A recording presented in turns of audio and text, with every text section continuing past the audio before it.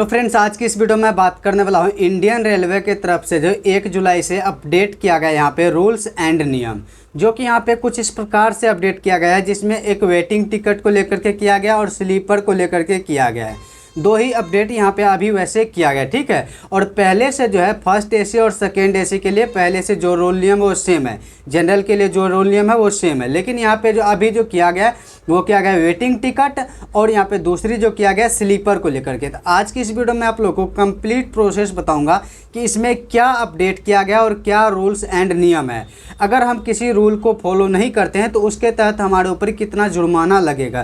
तो आज की इस वीडियो में आप लोगों को कुल प्रोसेस यही बताऊंगा, ठीक है। तो दोस्तों, अगर आप हमारे चैनल पे नए हैं तो चैनल को सब्सक्राइब कर लीजिएगा। देखिए दोस्तों, इसमें क्या अपडेट किया गया है। सबसे पहला चीज़ जो अपडेट हुआ है, सबसे पहला नियम जो लागू हुआ वो नियम ये है कि अब जो है आप लोग स्लीपर में यानी कि वेटिंग टिकट वाले हैं, अगर ये आपका कंफर्म नहीं हुआ है तो अब उसमें आप लोग यात्रा नहीं कर सकते हैं। यानी कि अब आप लोग वेटिंग टिकट लेकर के स्लीपर बोगी में नहीं प्रवेश कर सकते, ठीक है। ये तो कन्फ्यूजन आप लोग का दूर हो गया। अब देखिए, अगर लोग ये सोच रहे हैं कि अगर वेटिंग टिकट लेकर के घुसने ही नहीं देंगे हमें वेटिंग स्लीपर वाले डब्बे में, तो हमारा फिर वेटिंग टिकट यहाँ पे कट क्यों रहा है। तो ये भी यहाँ पे जो 5 तारीख से लागू हो चुका है कि अब आप लोग अगर काउंटर से जाते हैं टिकट बनवाने के लिए तो आपका जो है वेटिंग टिकट नहीं बनेगा। अगर देखिए सीट फुल हो गया है तो अब आप लोग को जो है टिकट वहाँ पे नहीं दिया जाएगा। उसके लिए एक दूसरा नियम है। अब वो नियम क्या है कि हो सकता है बहुत सारे आदमी ऐसे होते हैं जो अपना पर्सनल आईडी बनाते हैं IRCTC अकाउंट का, जो कि होता है फ़ोन के थ्रू या लैपटॉप कंप्यूटर के थ्रू आप लोग अपना आईडी बना लेते हैं। तो उसमें क्या करते हैं हम लोग कि अपना किसी का भी टिकट अपना भी बुक कर लेते हैं। बहुत सारे ऐसे आदमी होते हैं कोई दूसरे का भी बुक कर देते हैं। अब मानिए जो लोग किसी का दूसरे का बुक करें या आप अपना खुद बुक करें तो वो लोग वहाँ पे वेटिंग टिकट बुक कर सकते हैं। अब देखिए, यहाँ पे आप लोग ये सोचेंगे कि वेटिंग टिकट वो लोग क्यों बुक कर रहे हैं और यहाँ पे जो काउंटर से हमें क्यों नहीं मिल रहा है। अब देखिए, काउंटर से अगर आपको टिकट दिया जा रहा है तो उस टिकट में क्या होगा कि अगर आपका टिकट कंफर्म नहीं होता है तो आपको जो है कैंसिल करवाने के लिए काउंटर पे जाना होगा, यानी कि आपको स्टेशन जाना होगा। तो इसीलिए वहाँ पे जो टिकट नहीं दिया जा रहा। अब इसके लिए देखिए, ऑनलाइन तरीके से अगर आप लोग मान लीजिए आप लोग अपना टिकट बुक कर लेते हैं ऑनलाइन तरीके से, तो ऑनलाइन बुक करने में यहाँ पे ये सुविधा होगा कि बाय मिस आपका टिकट बुक हुआ और वो कंफर्म नहीं हुआ तो इसमें क्या होगा कि आपका पैसा जिस भी आईडी के थ्रू यानी कि अकाउंट के थ्रू आपका जो यहाँ पे टिकट बुक किया गया है उसमें आपका पैसा आ जाएगा। हम लोग UPI या नेट बैंकिंग या हो सकता है डेबिट कार्ड क्रेडिट कार्ड के थ्रू यहाँ पे अपना पैसा जो है डेबिट यानी कि कट करवाते हैं तो वो पैसा आपका उसी अकाउंट में आ जाएगा। तो यहाँ पे तो ये कन्फ्यूजन दूर हो गई।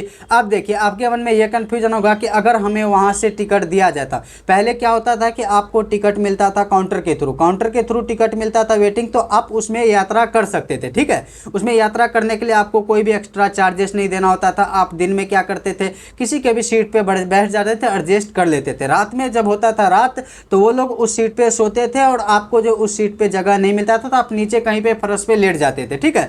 यहाँ तक तो बात सही थी, लेकिन इन्होंने बहुत सारे ऐसे आदमी थे जिनको यहाँ पे दिक्कत हो रही थी। मान लीजिए क्या होता है कि अगर 2 आदमी जा रहे हैं ना ट्रेन में, अगर जिसका टिकट बुक है तो उसको तो ऐसा लगता है कि जैसे हमारा ही बोगी है, ठीक है। और जो आदमी मान लीजिए जिनका बुक हुआ है और कंफर्म नहीं हुआ है तो उनके ऊपर लोग ऐसे देखते हैं जैसे लगता है कि वैसे आके घुस गए, ठीक है। तो इसलिए बहुत सारे आदमियों ने जो यहाँ पे अपना कंप्लेन दर्ज किया तो उसके तहत ही यहाँ पे जो ये नियम लागू किया गया है। अब देखिए, बहुत सारे आदमी के मन में ये कन्फ्यूजन होगा कि ये नया नियम है। नया नियम नहीं है, पहले से फर्स्ट एसी और सेकेंड एसी में ये नियम पहले से ही है कि आप लोग जो है वेटिंग टिकट लेकर के उसमें प्रवेश नहीं कर सकते, उसमें यात्रा नहीं कर सकते हैं किसी भी तरह से, या आप लोग इमरजेंसी में जा रहे हैं या किसी भी तरह से उसमें नहीं कर सकते थे। लेकिन सेम नियम अब क्या कर दिया गया यहाँ पे जो है आप लोग को कर दिया गया स्लीपर के थ्रू भी।